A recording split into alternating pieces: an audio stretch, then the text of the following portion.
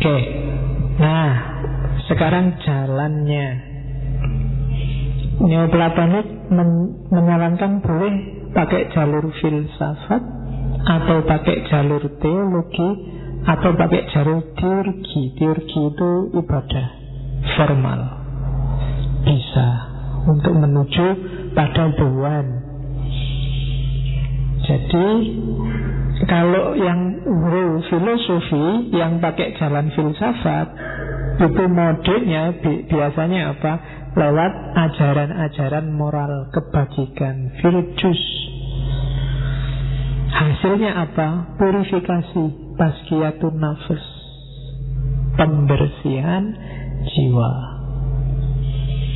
Jadi purifikasi yang urusannya adalah kebajikan moral, jalurnya namanya jalur filsafat. Jadi kalau ada yang tanya tujuannya ngaji filsafat apa, kamu kenal kebajikan. Kenal saja Pak, katanya Socrates, iya. Biasanya orang yang sudah kenal kebajikan, otomatis dia akan menjalankan kebajikan itu.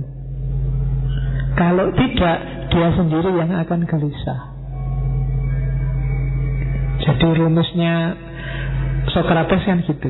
Jadi perbuatan baik itu awalnya harus pengetahuan. Kalau orang sudah pengetahuannya benar, perbuatannya pasti juga benar. Kalau perbuatannya benar, pasti dia nanti akan bahagia. Jadi maka ilmu itu penting, pinter itu penting. Kan banyak orang pinter tapi malah rusak kelakuannya. Ada yang keliru, berarti dia tidak pinter beneran.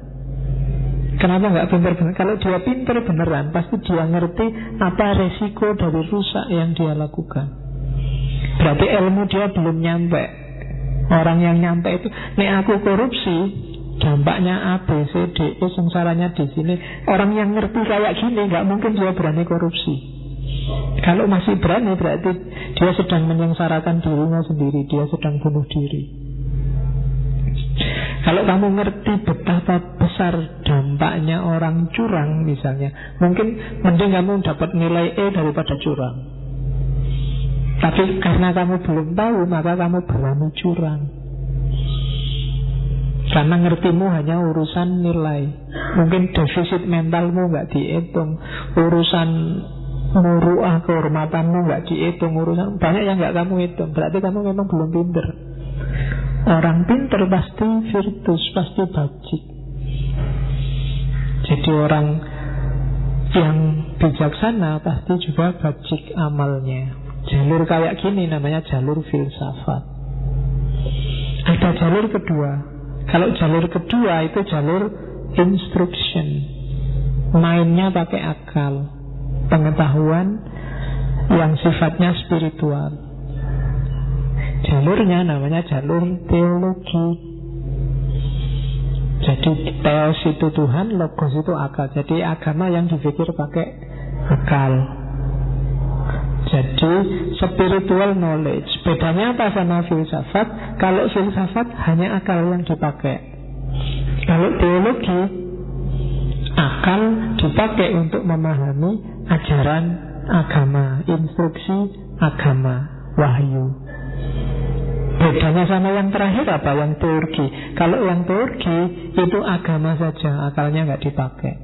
Revelation saja, spiritual practice saja. Nggak paham, nggak apa-apa. Sholat ya sholat, puasa ya puasa. Disuruh wiridan ya wiridan, disuruh muhasabah, muhasabah. Ditanya mengapa, nggak tahu, nggak apa-apa. Itu jalur teurgi.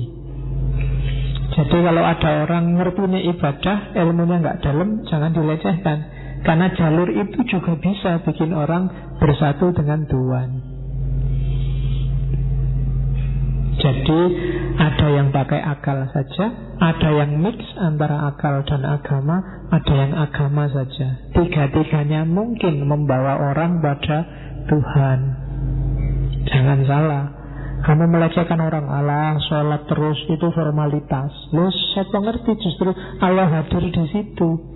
Gak tega lihat kesungguhanmu yang sholat terus dibandingkan yang nonton bal-balan terus. Ya kan? Oke. Oke, meskipun kadang-kadang ya mungkin Allah bilangnya ya tidak gitu-gitu amat, tenang aja lah. Meskipun sholatnya sering bolong, aku datang juga tidak apa-apa. Bisa juga kayak gitu. Tapi kan ini jalur-jalur yang bisa ditempuh. Lewat akal kamu bisa ketemu Tuhan, lewat teologi kamu bisa ketemu Tuhan, lewat teologi juga kamu bisa ketemu Tuhan. Kalau digambar modelnya jalan menuju Tuhan itu secara umum itu di Neoplatonisme ada jalan cinta, ada jalan kebenaran, ada jalan trust, keimanan. Jalan cinta itu andalannya beauty, biasanya yang menempuh para sufi. Truth itu andalannya kebenaran akal, yang menempuh para filosof. Jalurnya namanya wisdom, kebijaksanaan. Jalur trust itu para ahli ibadah, para ulama agama. Jalurnya adalah goodness, akhlak, kebaikan moral. Jadi ini versi lain dari jalan menuju Tuhan. Untuk milih jalur yang mana, syaratnya kayak Sokrates, kamu harus mengenali dirimu. Tipemu tipe apa? Kalau bukan tipe filosof ya tidak harus dipaksa di jalur filosof. Kalau bukan tipe sufi ya nggak harus maksa di sufi. Kalau dipaksa nanti malah nggak jalan, tiba kamu stres wiritan bengokeh orang kelar-kelar. Ya kan? Sudah baca Yasin, sudah baca kok enggak sapu-sapu ya Pak, katanya filosofi itu. Kadang-kadang kan kamu gitu, bacalah ini sekian kali terus. Wah. Jadi jalurnya sesuai karaktermu. Ada orang yang jalur formal dia nggak merasa nyaman. Nyamannya kalau intim secara individu sama Tuhan. Atau ada yang nyamannya kalau dia menemukan sendiri pakai akalnya. Itu jalurnya masing-masing orang beda-beda sesuai karakternya. Nilailah dirimu, kamu pasnya ada di jalan cinta, apa jalan kebenaran, apa jalan keimanan, trust, truth, atau love. Nah ini bahan ya untuk besok Ramadan kamu agak muhasabah dikit. Tipeku itu tipe apa sih? Selama ini kan orang selalu mikir tipe keluar. Kamu bukan tipeku, dia bukan tipeku. Nah kamu sendiri tipenya apa? Ya kan? Kamu selalu nilai keluar tipenya orang, padahal kamu nggak kenal tipemu sendiri itu tipe apa. Besok kamu kenali tipemu. Menurutmu kalau modelmu itu yang bisa cepat ketemu Allah, kamu lewat mana? Lewat kebenaran akal yang bikin kamu tercerahkan, atau lewat hubungan individual, cinta, keindahan yang tidak terumuskan lewat batin, atau lewat keimanan. Keimanan itu yakin pokoknya, tidak paham, tidak apa-apa, tidak merasa langsung, tidak apa-apa, tapi aku percaya deh kalau aku sholat tahajud rajin, kalau aku puasa Senin Kemis terus, kalau aku, nah itu namanya trust. Tiga-tiganya valid katanya Plotinus untuk ketemu Tuhan. Oke, tahap-tahapannya ini. Kalau kamu sudah kenali dirimu, sudah jelas jalannya. Tahapan ke atasnya ya. Yang awal apa? Awakening. Awakening itu bangun, sadar. Yang pertama sudah, ya Pak, saya ngerti, saya harus lewat ini. Nah itu sadar berarti. Setelah sadar apa? Purification, bersihkan diri dari yang tidak selayaknya. Jadi kalau kamu mau menuju Tuhan, inventarislah perilakumu, tabiatmu, kebiasaanmu yang menurut kamu malah kontraproduktif dengan usahamu untuk naik ke atas. Apakah itu TV, apakah HP, apakah internet, apakah kuliah, apakah pacar. Purifikasi, bersihkan jalanmu. Bersih jalanmu kan batinmu itu. Jadi bangun, bersihkan. Bangun tidur, terus mandi, jangan lupa menggosok gigi, itu kan membersihkan. Itu lagu sufistik berarti. Iya kan? Kan setelah itu berangkat sekolah, itu kan berarti memang itu lagu sufi untuk menempuh perjalanan menuju dari tidak tahu menjadi tahu. Lagunya, jinglenya bangun tidur terus mandi. Jadi setelah awakening terus purifikasi. Ya. Oke. Intermezzonya kan itu biar kamu gak mikirin terus. Setelah kamu menempuh jalan itu, jangan takut. Kalau kamu serius di jalan itu, Allah yang akan mencahayai perjalananmu. Itu namanya iluminasi. Allah akan datang. Allah tidak akan diam aja. Kalau kamu datang dengan berjalan, Allah datangnya berlari. Kan hadisnya kan kayak gitu. Kalau kamu mendekat 1 langkah, Allah mendekat 100 langkah. Iluminasi. Kamu mendekati dia sedikit, Allah mendekatimu banyak. Lama-lama kamu akan ketemu. Itulah kesatuan dengan Tuhan. Fase perfection, fase kesempurnaan. Di situ kamu jadi manusia yang sejati, insan kamil, manusia yang tahu hakikat dirinya. Itu yang model dialektika naik. Awakening, purification, illumination, dan perfection. Kalau para nabi sama Allah, Allah yang membersihkan, Allah yang langsung ngasih perfection. Karena memang mereka ditugaskan untuk membimbing manusia. Tapi kita yang manusia biasa harus naik sendiri dengan jalur ini tadi. Apakah kamu mau jalur filsafat, jalur cinta, atau jalur yang lain? Oke, itu dasar neoplatonisme. Di film kalian gak akan ketemu neoplatonismenya Hypatia. Jadi kamu ketemunya mungkin ilustrasi-ilustrasi adegan matematikanya. Cuma ajaran itulah yang nanti diserang oleh uskup agung Roma saat itu. Dia dianggap sesat. Oke, ada beberapa, saya bilang kitab-kitabnya banyak, hampir semua hilang. Cuma ada beberapa kata mutiara yang sangat terkenal dari Hypatia. Ini kata mutiara yang menyindir orang-orang beragama yang cara berpikirnya tidak rasional. Cara berpikirnya mitos-mitis. Padahal Yunani sejak awal sudah menyarankan harus logos. Ya percaya dewa tidak apa-apa, percaya Tuhan apapun tidak apa-apa, tapi yang logis. Katanya Hypatia, fable should be thought as fables, myth as myth, and miracles as poetic fantasies. Fabel, cerita-cerita itu yo harusnya diajarkan sebagai cerita. Mitos yo diajarkan sebagai mitos. Mukjizat itu yo ajarkanlah sebagai fantasi yang puitis. Jadi selama ini banyak orang yang cerita dan mitos itu diajarkan seolah-olah fakta. Yang opini diajarkan kayak realita. Pendapat diposisikan kayak ajaran. Tafsir dianggap kayak Quran. Itu fable, should be thought as fable.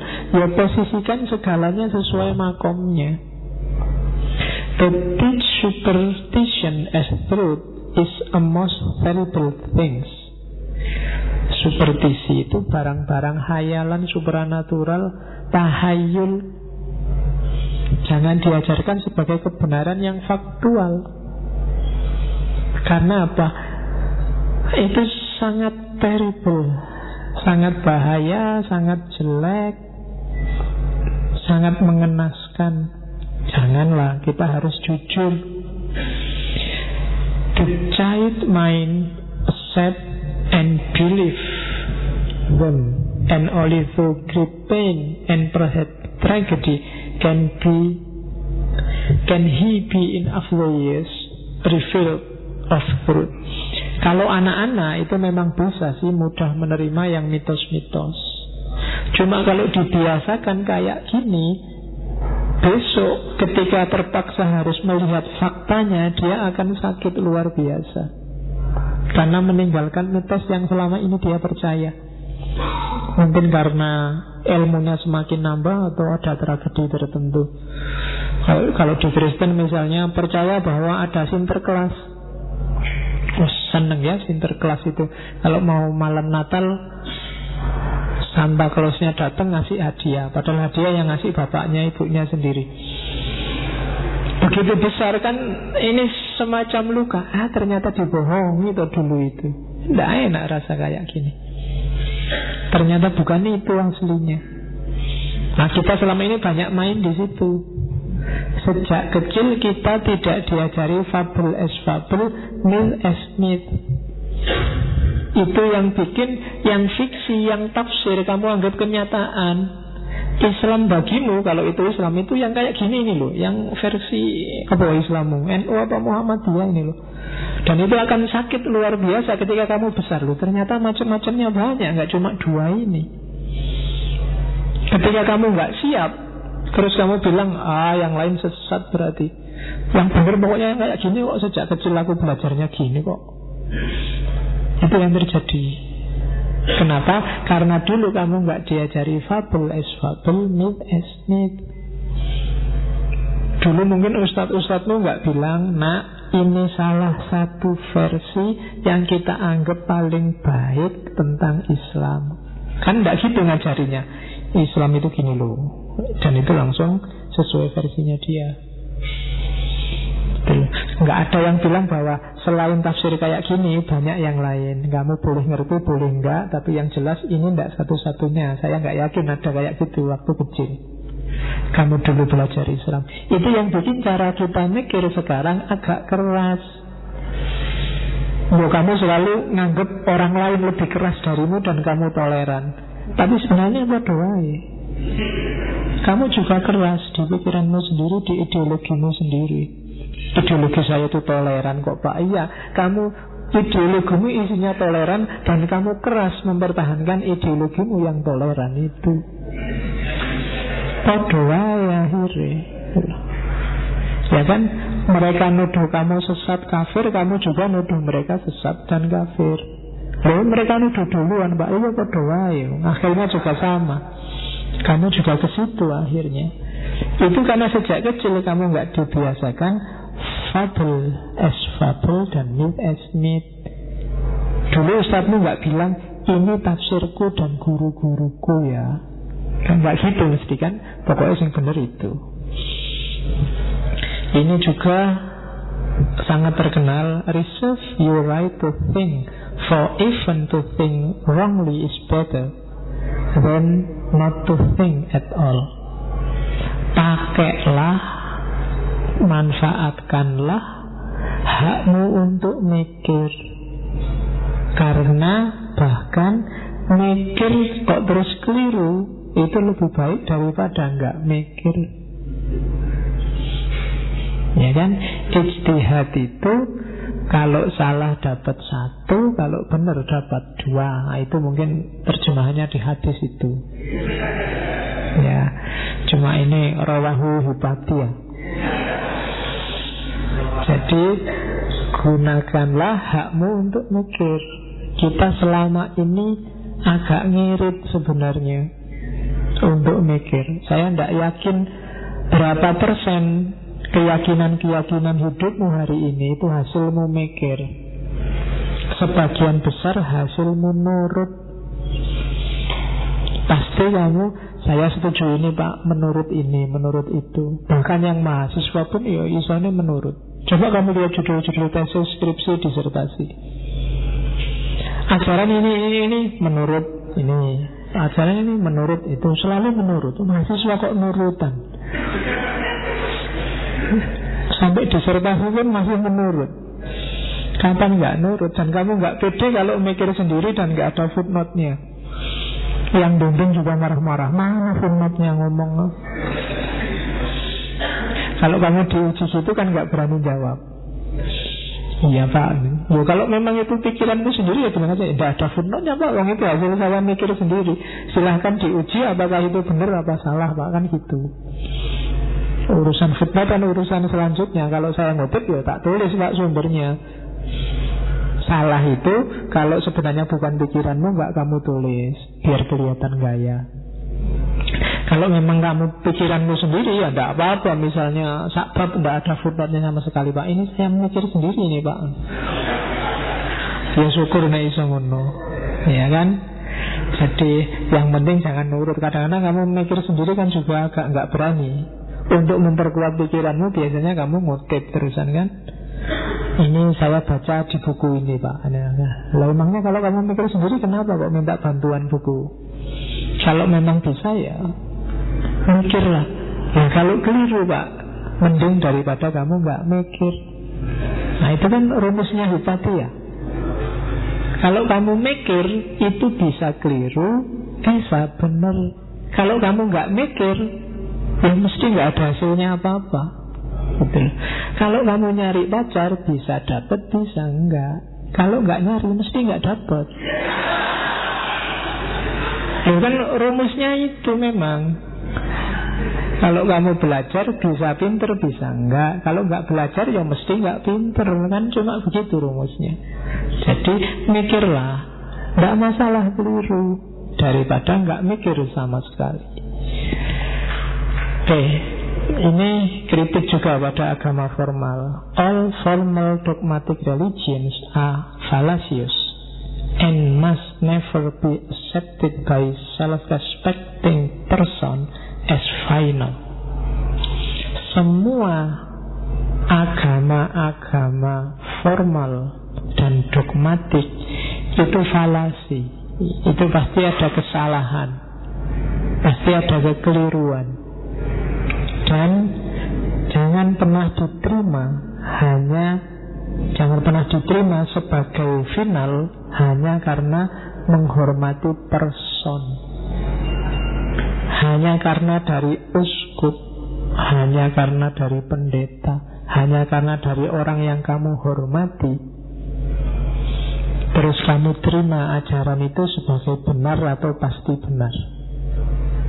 Jadi segala yang formal dan dogmatik itu kemungkinan besar keliru. Keliru itu kan macam-macam. Bisa tidak relevan, bisa menang-menangan, bisa hanya tafsir yang sepihak. Jadi begitu didogmakan, dogma itu kan berarti tidak bisa diawal lagi harus itu pasti falasius. Dan yang kayak gini jangan diterima. Biasanya alasannya ya, itu kan dari kiai Pak, itu kan dari ulama Pak, itu kan dari pendetanya Pak, itu kan ya. Jadi must never be accepted by self-respecting person as final. Terus life is an unfoldment, and the farther we travel, the more truth we can comprehend. To understand the thing that are at our door is the best preparation for understanding those that lie beyond. Hidup ini terbuka, hidup ini luas. Semakin jauh kita berjalan, semakin jauh kita menjelajah, semakin banyak kebenaran yang bisa kita pahami. Untuk memahami sesuatu di rumah kita, di depan pintu kita, adalah cara persiapan yang terbaik untuk memahami apa yang ada di baliknya. Maksudnya outdoor itu ya mungkin untuk memahami apa yang di balik fisik itu ya melalui yang fisik. Untuk memahami apa yang tidak kelihatan ya melalui yang kelihatan. Jadi dunia ini luas, dunia ini terbuka. Jelajahilah, temukan kebenaran di mana-mana. Jangan kurang piknik. Ya, kan banyak yang sekarang kurang piknik, ngertinya cuma itu terus, nggak pernah menjelajah. Ya menjelajah itu bisa menjelajah pikiran, bisa menjelajah dalam arti yang sebenarnya. Luaskan wawasanmu seluas-luasnya. Karena dengan memahami yang kelihatan inilah kamu bisa paham apa yang dibalik yang kelihatan. Aku ngerti bahwa kamu capek dengan kamu bolak-balik menguap. Oh gitu.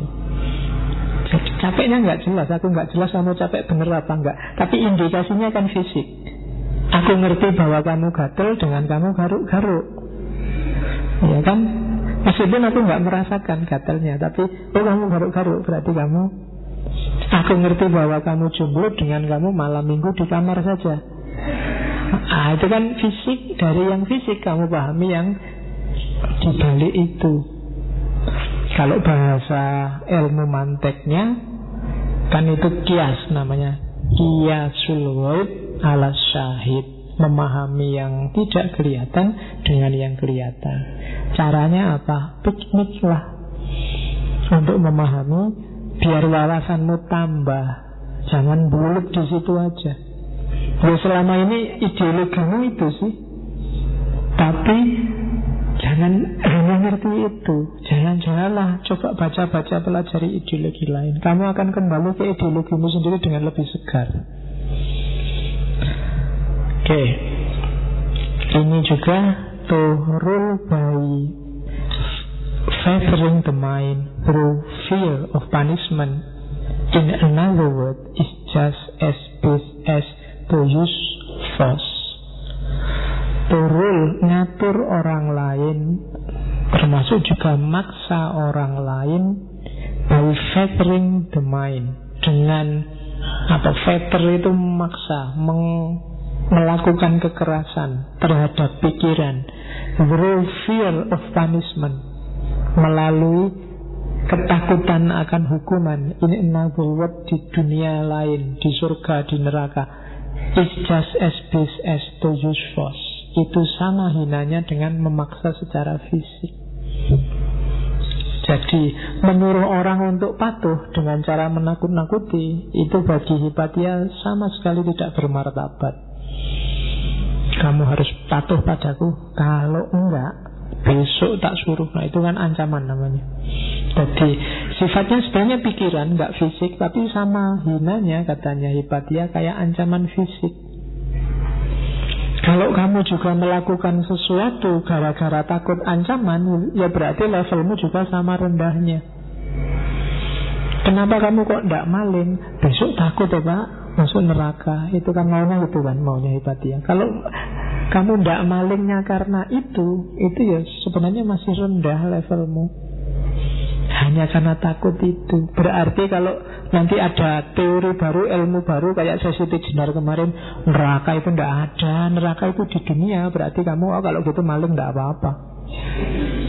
Jadi tidak malingmu bukan karena kesadaranmu sendiri bahwa maling itu merugikan, maling itu jelek, tapi karena ancaman. Kalau levelmu mahasiswa mungkin harusnya sudah nggak level lagi. Itu anak kecil. Awas, kalau nanti nggak sholat, besok uang jajannya tak potong. Kan kayak gitu anak kecil. Kalau nggak mau sholat, nggak jadi jalan-jalan ke pantai besok. Itu kan anak kecil. Jalan karena ancaman. Kalau kamu masih kayak gini, ya kamu keberagamaanmu masih keberagamaan balita. Melakukan sesuatu atau tidak karena hadiahnya apa atau ancamannya apa. Bahasanya Hipatia, as base as to use force. Kayak orang maksa dengan kekerasan fisik, sama hinanya, sama rendahnya. Oke, alhamdulillah kita sudah ketemu Hipatia radhiyallahu anha. Ya. Jadi martir yang gara-gara ajarannya ini nanti dia dieksekusi oleh orang satu kota, dan terakhir dengan dibakar. Oke, ya nanti silahkan diulang lagi yang tentang para martir ini. Teman-teman akan mendapatkan pattern yang sama, pola yang sama. Kenapa orang-orang besar, orang-orang agung yang sumbangannya luar biasa pada peradaban manusia justru harus mengakhiri hidupnya secara tragis, diakhiri hidupnya secara tragis, biasanya oleh penguasa saat itu. Oke, alhamdulillah ngaji kita untuk sesi para martir selesai. Besok setelah Idul Fitri saya belum merencanakan sesi apa, entahlah, besok kita bahas besok lagi. Nunggu pengumumannya takmir. Ya, insya Allah kita ketemu lagi. Ya mungkin tadi katanya takmir nanti mungkin ada bedah buku, saya tidak tahu kapan. Kalau ada ya monggo datang. Kalau nggak ada ya jangan datang, mau ngapain wong nggak ada. Ya. Atau kalau maghrib silahkan ke sini, paling ada takjilannya. Oke, saya kira itu. Ketemu lagi insya Allah setelah Idul Fitri. Yang mau ada pertanyaan selama ini belum terjawab, atau yang mau tanya buku-buku, atau mau tanya referensi, silahkan datang ketemu saya. Atau pakai Facebook, lebih fleksibel. Kalau WA kan karakternya terbatas. WA juga tidak apa-apa. Cuma ya jangan, Pak saya minta referensinya untuk sesi apa. Semuanya Pak, wah itu susah jawabnya aku. Ya siji-siji nanti. Ya semuanya boleh nih, ya aku jawabnya siji-siji. Semoga bisa lengkap. Oke, saya kira itu.